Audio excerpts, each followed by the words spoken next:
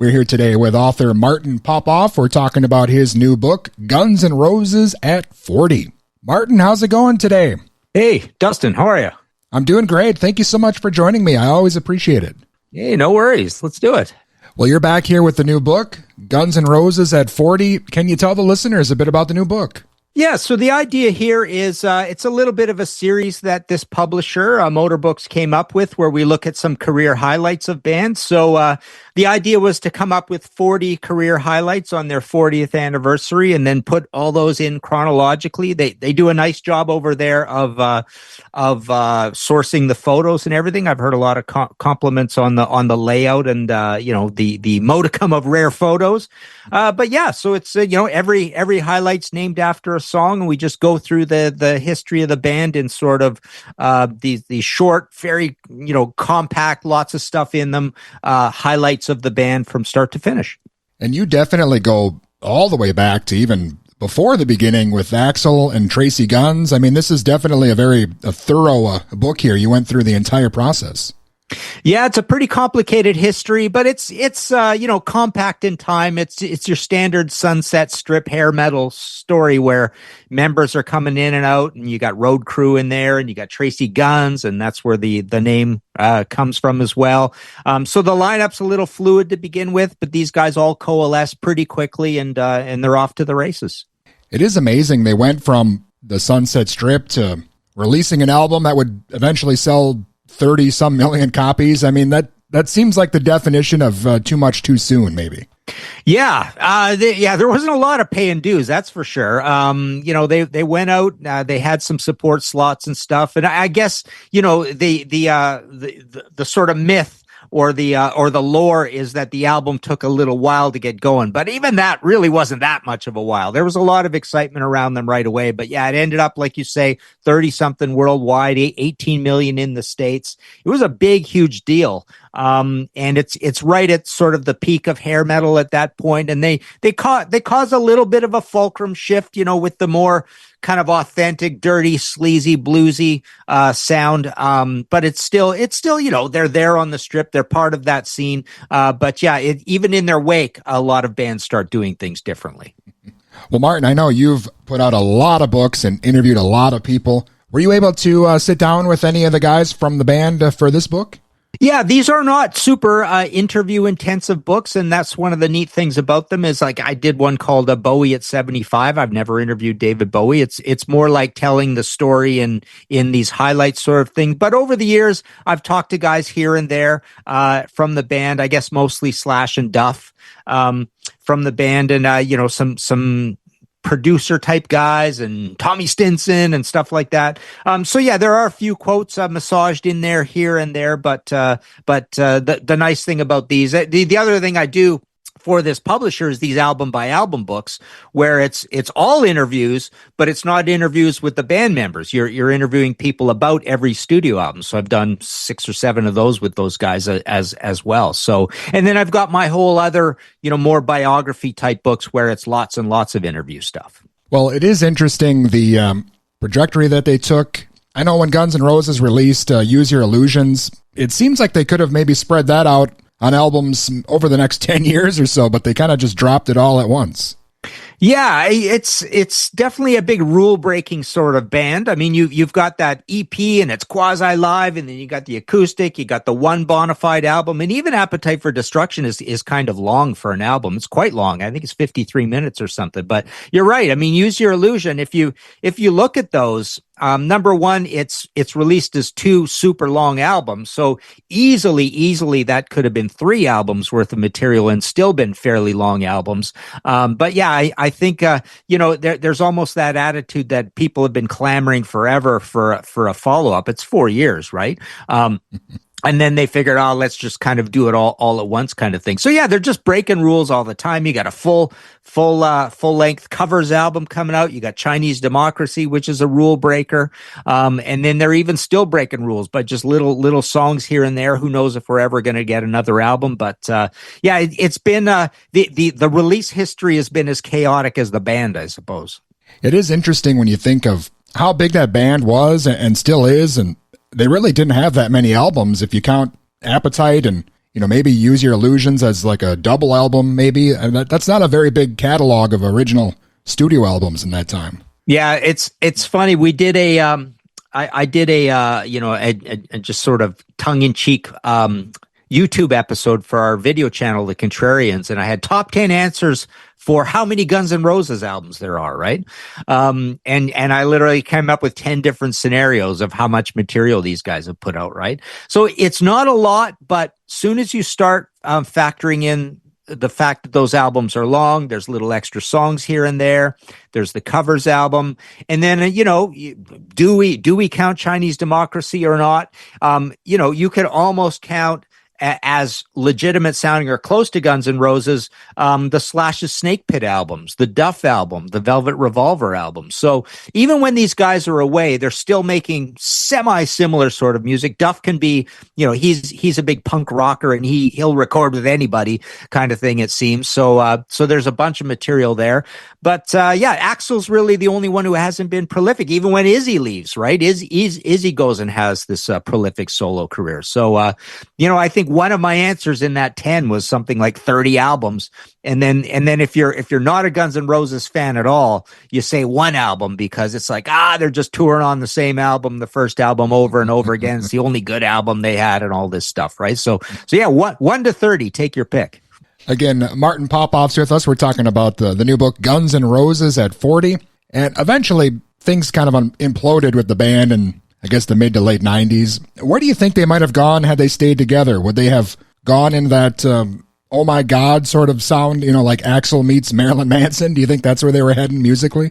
Yeah, I suppose it's proven to be that there is good reason that they did break, and Axl went, and he's a little more of an artiste, a little more, super sincere on the creativity thing and pushing boundaries and being a little more fearless with it, where the other guys are more, regular rock and rollers, it seems. So you can tell there's definitely a true artistic differences thing there. So, I suppose to keep making records like Use Your Illusion 1 or 2 or Appetite, Axl would be compromising on his creative instincts, right? And he's a big perfectionist. That was another big problem where, he really started getting quite obsessive with how everything was sounding, and it didn't matter if things took a long time. So I don't know. I think I don't see any reason why they couldn't have another album in them. So maybe they will put something together that is all of their personalities all together. But the mind boggles. Had we had 3 or 4 more albums like those first ones, I mean, obviously they would have been pretty darn big sellers. Well, you mentioned it, Chinese Democracy. I wanted to ask you your thoughts on that. I know for me, I was a huge Buckethead fan when I was in high school, and I guess that was when I first heard this album was coming out, and then 20 years later, we finally got it. What were your thoughts when you first heard it? I thought it was really good, really creative. It also is a long album. It's very, very produced. You could say overproduced, I wouldn't say overproduced. I'd say maybe overworked, because obviously it's the number one most legendary album for taking forever to come out, sort of thing. But again, I think it proved Axl's. Over the years, this band, I think, started off having a fair bit of bad will, the behavior, the drugs, the drink, the riots, the coming on late, all of that sort of stuff, the fighting, the airing, the dirty laundry. And I think over time, they did a number of things that clawed all that goodwill back. And I think Chinese Democracy, a lot of people complain about it, but I think if you look at it closely, you'd say, this guy, he's in it for the right reasons. He's doing stuff because he loves creativity. He loves the muse. And then also just the packing a lunch and going to work every day and having the reunion version of the band be so good and so professional, and put in a lot of tours and sell a lot of tickets. I think that's clawed back a lot of goodwill as well. Plus the AC/DC stint with Axl. I think Axl was really respectful. He did a great job singing those songs. He learned those songs. He didn't hog the spotlight. He's as big a character on his own as AC/DC in some respects. So it was a weird choice. It was kind of like a distracting choice. almost too much of the limelight sort of choice. But I think he did well there. So no, I think they did a great job with that. But yeah, it's kind of funny if you want to include that as a Guns N' Roses album. I mean, it officially is. But I feel like it's just kind of one of the family, just like taking all that stuff together and having this big bunch of stuff made by these personalities. Sure. Well, and we just saw Guns N' Roses at the Aussie Back to the Beginning Fest not long ago, and the band sounded great, and Axl seems like he's in a good place. He was very cheerful and very smiley, a lot different than his 80s and 90s persona. Yeah, and he learned those songs. The funny thing everybody's been saying about his performance is like he tried really hard and he was doing challenging songs and he was hitting the notes, but it's almost like he's missing a gear in his voice where it was like high but without a lot of power or vocal fry in it, right? And they had great song choices. It was Never Say Die, Junior's Eyes, right?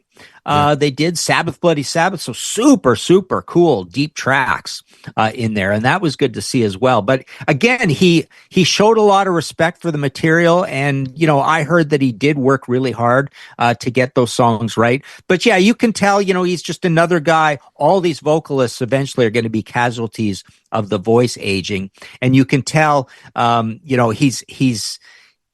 There's people have been saying it's too high and it's missing the bottom end sort of thing, and that causes there to be kind of a fragility to the voice. So hopefully maybe that's a temporary thing. And he goes back to his old style, but who knows? His days could be numbered as well as a vocalist. But I personally don't even care about the whole live situation at all. I just want to see another album. Yeah, hopefully that does come to pass. And again, Guns N' Roses at 40, the new book of Martin Popoff is out now. And Martin, can you talk a bit about your podcast, History in 5 Songs? I think it's amazing you're able to come up with an interesting theme every week after 300 plus episodes here. Yeah, thanks for that. Yeah, it's essentially a theme I came up with in about 5 minutes at the beginning when Pantheon asked me to do this, and I just thought, oh, okay, well, whatever, 5 minutes. Let's make a point in 5 songs, right? Because there was talk about you're allowed 30-second song clips. And I figured, that's kind of what I want. And there's been meetings over the years about, pretty soon we're going to be allowed to use full songs. And I'm thinking, why do you even want to use full songs, right?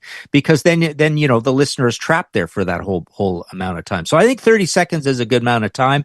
And yeah, the ideas, I generally don't have much of a backlog of them, but something, over the course of a week, something comes to mind, usually 1 or 2, and then I work it out. Sometimes they're a bust and my point can't be proven, or I don't think it's an interesting point. But yeah, it's all over the place. It's all classic rock, dad rock, prog, punk, all that sort of stuff that I know really well. So there's a lot of stuff, a lot of stuff I don't cover. But yeah, there's a lot of cool, playful themes that come up, and I've not missed a week, and I'm up to 317 episodes. Yeah, I know I stumbled in a little late, and between that and your AC/DC podcast, I was catching up and listening to like 5 shows a day for the last few months. I've been spending a lot of time with you this year. Nice. Thank you very much. Yeah, we knocked off an AC/DC episode this morning already.